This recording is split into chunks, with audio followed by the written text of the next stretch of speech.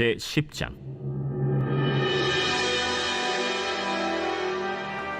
르호보암이 세겜으로 갔으니 이는 온 이스라엘이 그를 왕으로 삼고자 하여 세겜에 이르렀음이더라.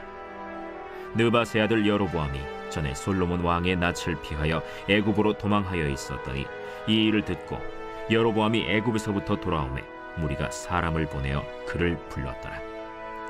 여로보암과 온 이스라엘이 와서 르호보암에게 말하여 이르되, 왕의 아버지께서 우리의 멍에를 무겁게 하였으나 왕은 이제 왕의 아버지께서 우리에게 시킨 고역과 매운 무거운 멍에를 가볍게 하소서.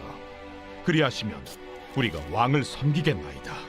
르호보암이 그들에게 대답하되, 3일 후에 다시 내게로 오라. 백성이 가니라. 르호보암 왕이 그의 아버지 솔로몬의 생전에 그 앞에 모셨던 원로들과 의논하여 이르되, 너희는 이 백성에게 어떻게 대답하도록 권고하겠느냐? 하니 그들이 대답하여 이르되, 왕이 만일 이 백성을 후대하여 기쁘게 하고 선한 말을 하시면 그들이 영원히 왕의 종이 되리이다. 하나 왕은 원로들이 가르치는 것을 버리고 그 앞에 모시고 있는 자기와 함께 자라난 젊은 신하들과 의논하여 이르되, 너희는 이 백성에게 어떻게 대답하도록 권고하겠느냐? 백성이 내게 말하기를 왕의 아버지께서 우리에게 매운 멍에를 가볍게 하라 하였느니라. 함께 자라난 젊은 신하들이 왕께 말하여 이르되, 이 백성들이 왕께 아뢰기를 왕의 아버지께서 우리의 멍에를 무겁게 하였으나 왕은 우리를 위하여 가볍게 하라 하였은즉 왕은 대답하시기를 내 새끼 손가락이 내 아버지의 허리보다 굵으니 내 아버지가 너희에게 무거운 멍에를 매게 하였으나 이제 나는 너희의 멍에를 더욱 무겁게 할지라. 내 아버지는 가죽 채찍으로 너희를 치셨으나 나는 전갈 채찍으로 하리라 하소서. 3일 만에 여로보암과 모든 백성이 르호보암에게 나왔으니 이는 왕이 명령하여 이르기를 3일 만에 내게로 다시 오라 하였습니다. 왕이 포악한 말로 대답할세 르호보암이 원로들의 가르침을 버리고 젊은 신하들의 가르침을 따라 그들에게 말하여 이르되, 내 아버지는 너희의 멍에를 무겁게 하였으나 나는 더 무겁게 할지라.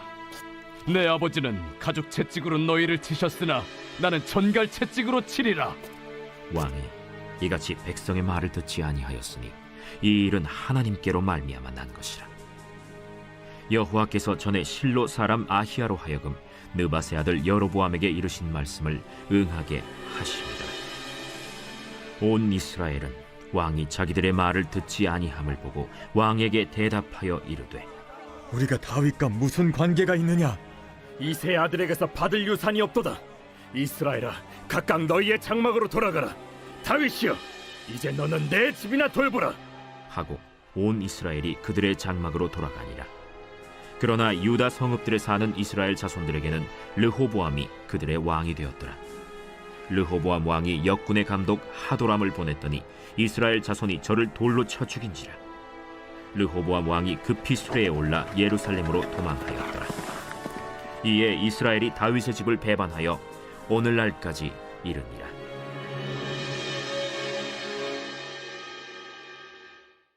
매일 성경과 함께하는 아름빛 교회 말씀 묵상 아름빛 바이블 키트 시간입니다. 사랑하는 성도 여러분, 오늘 하루도 주 안에서 복된 하루 열어가시기를 빕니다.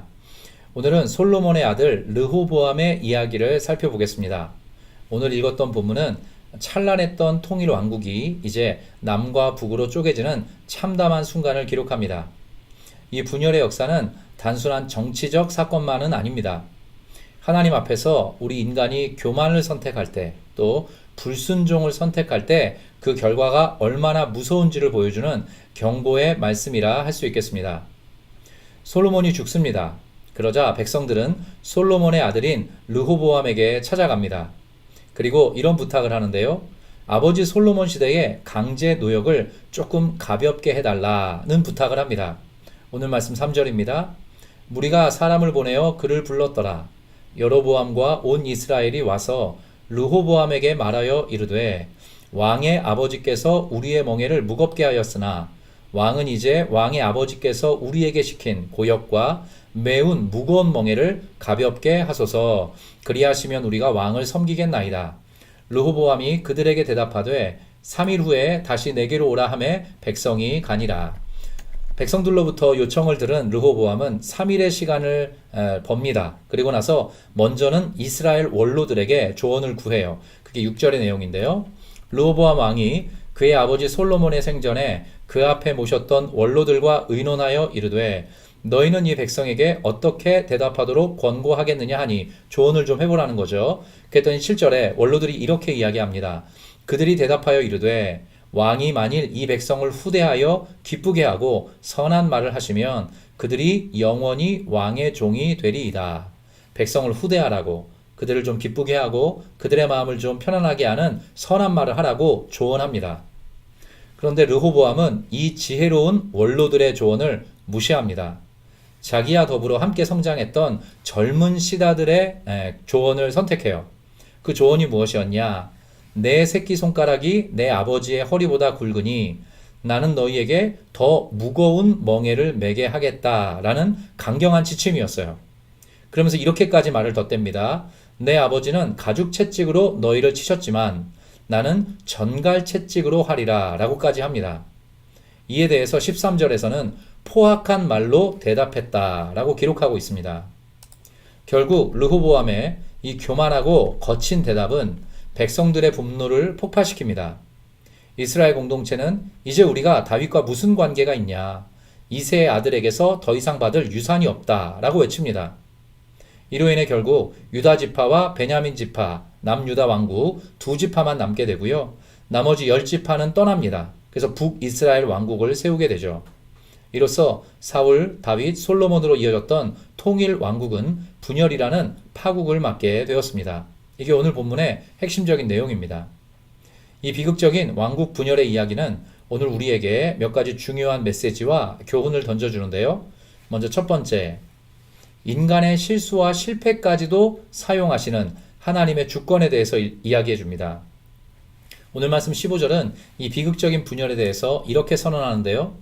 왕이 이같이 백성의 말을 듣지 아니하였으니 이 일은 하나님께로부터 말미암아 난 것이라. 역대기 저자의 해석적 설명이 거기에 덧대 있습니다. 여러분, 르호보암의 교만은 분명 인간적인 실수이고 죄악이었습니다. 그러나 역대기 저자는 이 사건의 궁극적인 배경이, 궁극적인 원인과 결과가 모두 하나님의 주권, 하나님의 통제 아래에 있다라고 고백합니다.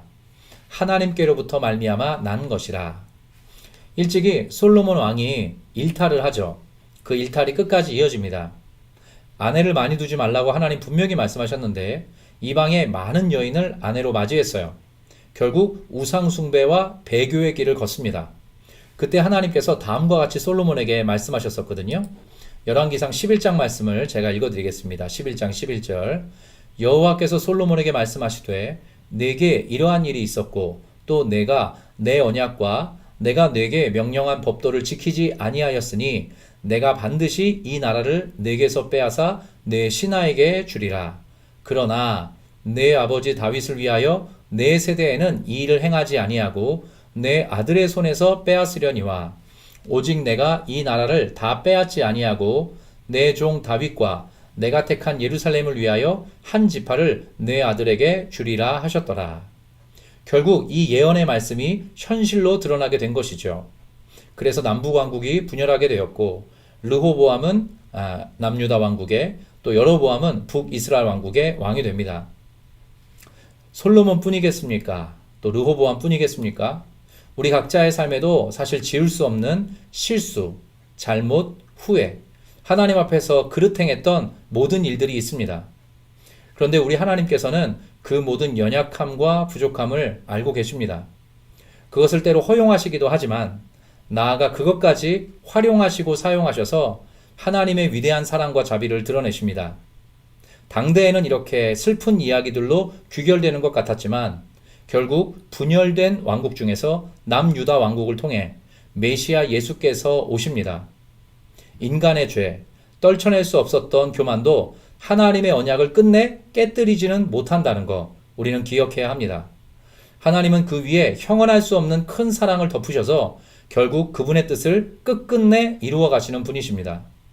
실수가 있습니까? 잘못이 있습니까? 후회가 있습니까?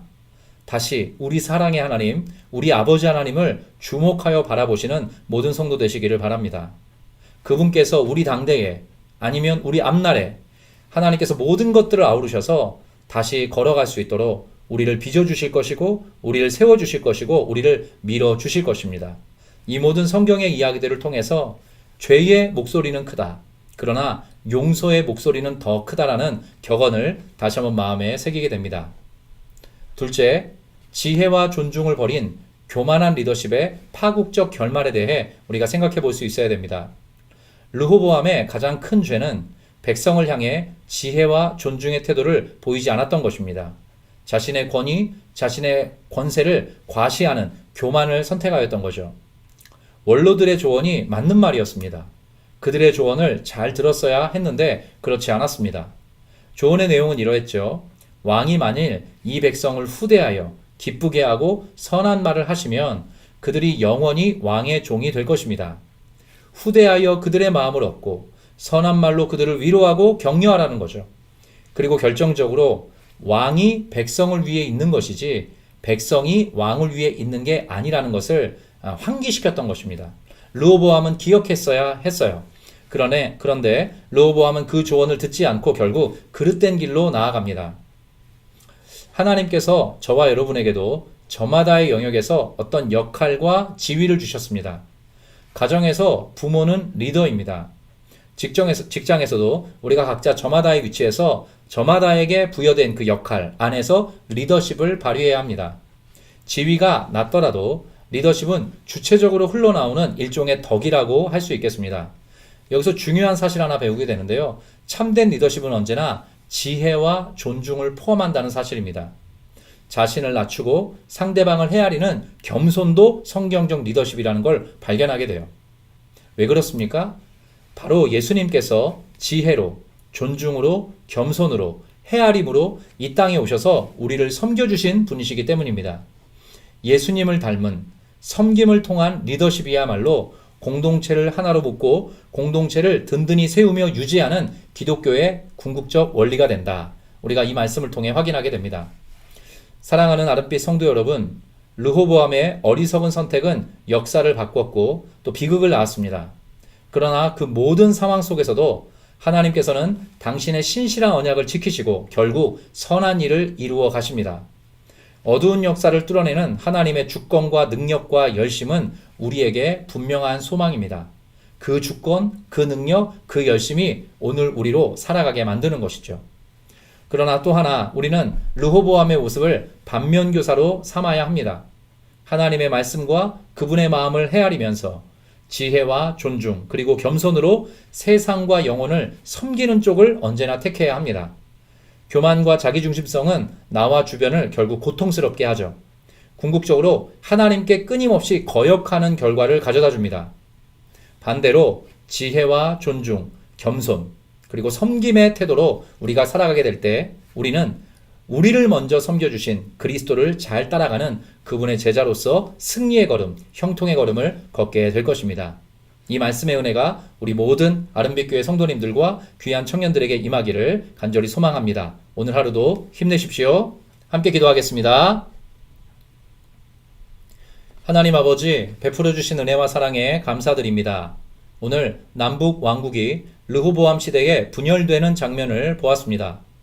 찬란했던 왕국의 역사가 순식간에 미궁과 파국 속으로 접어드는 모습을 봅니다. 우리 인생도 마찬가지입니다. 하나님, 우리에게 듣는 마음, 지혜를 주시옵소서. 타인을 존중하는 마음을 주시옵소서. 그리스도를 닮은 겸손을 허락하여 주시옵소서. 저를 비롯한 아름빛교회 성도님들께서 섬기시는 모든 영역에 은혜와 지혜를 더하여 주셔서 하나님께만이 아니라 뭇사람들에게도 은총과 귀중히 여김을 받는 복의 통로로 살아가고 쓰임받게 하여 주시옵소서. 르호보암을 위시한 어리석은 자들의 죄악을 뚫어내시고 기어이 예수 그리스도를 통한 십자가 구원을 완성하시는 하나님의 열심을 다시 한번 우리 마음에 품습니다. 그 열심 때문에 우리가 있고 그 열심 때문에 우리가 오늘을 살아가는 줄 믿습니다. 하나님, 그 은혜를 잊지 않고 오늘 하루도 힘있게 걸어갈 수 있도록 저를 비롯한 우리 모든 성도님들, 귀한 청년들을 주님 붙들어 주시옵소서. 감사드리고 위탁드리며 이 모든 말씀 우리 구주 예수 그리스도 이름으로 축복하며 기도합니다. 아멘.